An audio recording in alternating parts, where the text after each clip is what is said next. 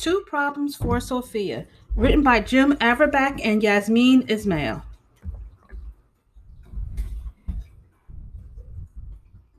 Sophia felt happy sad, happy to have a noodle, her one true desire, yet sad that her new pet came with giraffe-sized problems.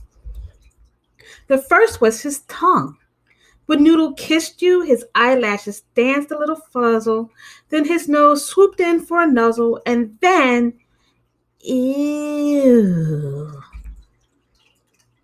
He was especially fond of Grandmama. The feeling was not mutual. I can't bear a sloppy kiss, said Grandmama, and besides, he snores. Snoring was the second problem. When Noodle slept, no one else could. Mother rendered her verdict at breakfast. Noodle is guilty of robbing this family, she said, of sleep. I hereby order you to find a perdurable solution to his problems. Perdurable? Asked Sophia. What's that mean? Permanent, said Mother. Forever. Like sending him back, muttered Grandma. Noodle tried to make up with Grandmama. His eyes flashed, his eyelashes fuzzled, his nose muzzled, and then... No time for kisses, Sophia told Noodle. We have a snoring solution to design. Noodle twitched his cones. You're right, said Sophia. Step one is research. Let's consult an expert. It's like a tuba being played by a jet engine, Sophia told Mrs. Canticle, an acoustical engineer. Noodle's neck to lung capacity ratio creates a giant echo chamber, Mrs. Canticle replied. If he had a shorter neck, he wouldn't snore so loudly. If he had a shorter neck, he wouldn't be a giraffe, said Sophia. Maybe if it were shaped differently, said Mrs. Canticle. That night, Noodle hooked and crooked and pretzeled his neck, but the problem still persisted. Father complained bitterly as he guzzled his coffee. Noodle's benefit to this family is far outweighed by his cost, which are fixed and perpetual. Perpetual? Asked Sophia. What's that mean?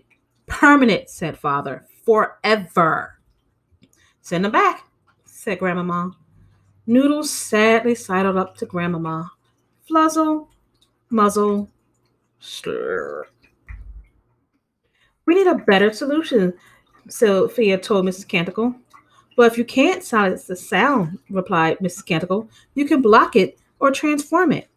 Block it? Sophia and Noodle conferred. We'll need to build some prototypes, Sophia said. That night, she handed Father some cotton's wadding, Mother earmuffs, Uncle Conrad's earplugs, and Grandmama a set of high decibel, low wavelength, soundless, sound dampening headphones she assembled from spare parts.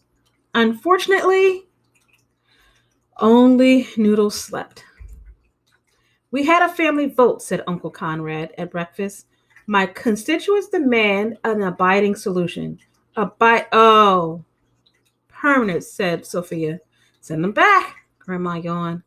Noodled eyes, Grandmama.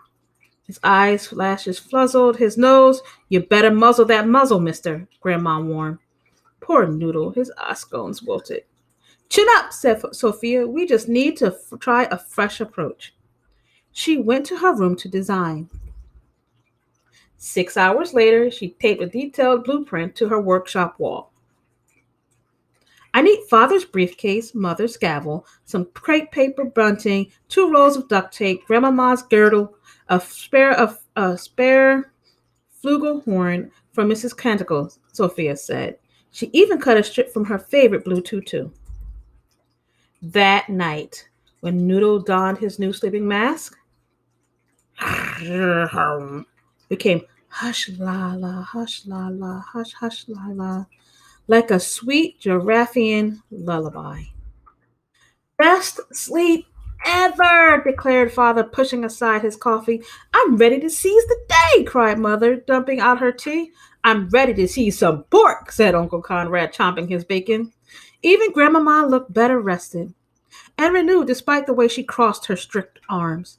Noodle fluzzled, then he nuzzled, and then Grandma planted the sloppiest kiss ever on his cheek. We couldn't live without you, Noodles, she said. After all, you are family, perpetually, abidingly, forever.